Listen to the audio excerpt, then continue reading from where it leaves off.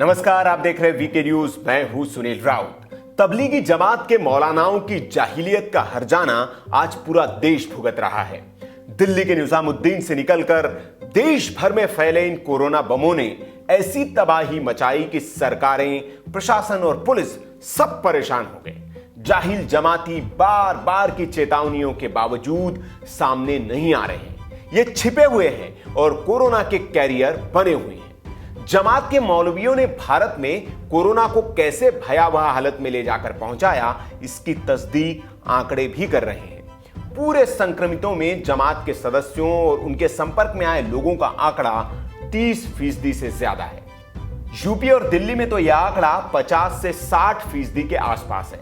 अब सोचिए, इन जाहिलों की वजह से देश की जनता, देश और अर्थव्यवस्था का कितना नुकसान हो रहा है।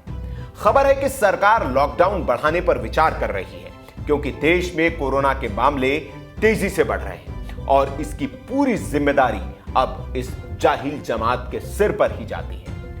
पूरी स्वास्थ्य व्यवस्था पर जानबूझकर और बेवजह बोझ बने इन मौलानाओं को जिसने उकसाया, क्या उससे इस हर्जाने की वसूली होनी चाहिए? यह सवाल इसलिए क्योंकि शिया सेंट्रल वक्फ बोर्ड के चेयरमैन वसीम रिजवी ने ईरान से एक फतवा मंगवाया है। यह फतवा ईरान के 93 साल के वरिष्ठ मुस्लिम धर्मगुरु आयातुल्लाह नासिर मकर्रम शिराजी ने दिया है। वसीम रिजवी ने बताया कि एक सवाल के जवाब में उनसे यह फतवा मंगवाया।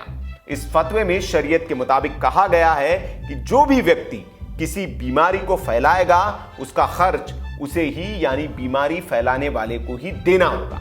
जबकि अगर किसी व्यक्ति की उस बीमारी से मौत हो जाती है तो उसका जिम्मेदार भी बीमारी फैलाने वाला ही होगा। मतलब इसकी जिम्मेदारी मरकज और उसके मुखिया मौलाना साद के जिम्मे आती है, क्योंकि आयोजन उसी ने करवाया और उसी ने इस आयोजन में लोगों को मस्जिदों में नमाज पढ़ने के लिए उकसाया। यह ख्याल बातिल ख्याल है कि मस्जिद में जमा होने से बीमारी पैदा होगी। यह ख्याल बिल्कुल बातिल ख्याल है।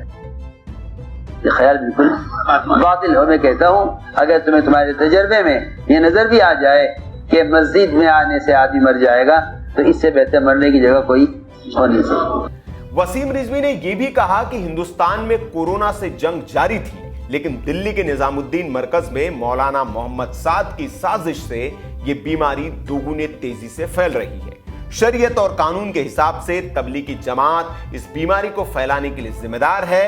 तबलीगी जमातियों और उससे फैल रही बीमारी का पूरा खर्च मौलाना साद से वसूला जाना चाहिए और कोरोना से हो रही तबलीगी जमातियों की मौत या उसकी वजह से हो रहे दूसरे लोगों की मौत का जिम्मेदार भी मौलाना साद को ही माना जाना चाहिए। लिहाजा भारतीय कानून के तहत मौलाना साद पर मुकदमा दर्ज होना चाहिए। वैसे मौलाना साद पर पहले से दिल्ली पुलिस ने मुकदमा दर्ज कर रखा है और वो पुलिस के डर से कहीं छिपा हुआ है।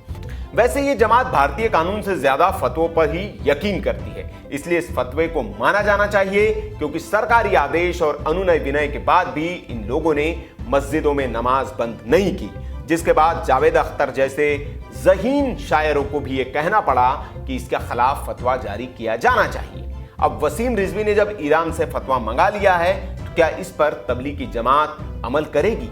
और क्या सरकार को भी इसके लिए मौलाना साद को जिम्मेदार मानते हुए उनसे इसकी वसूली की जानी चाहिए? आपको क्या लगता है? कमेंट बॉक्स में आप अपनी राय हमें दे सकते हैं। वीडियो अच्छा लगा हो तो इसे लाइक करें, शेयर करें और ऐसी खबरों के लिए आप हमारे चैनल को सब्सक्राइब कर लीजिए और देखते रहिए वीके न्यूज। शुक्रिया।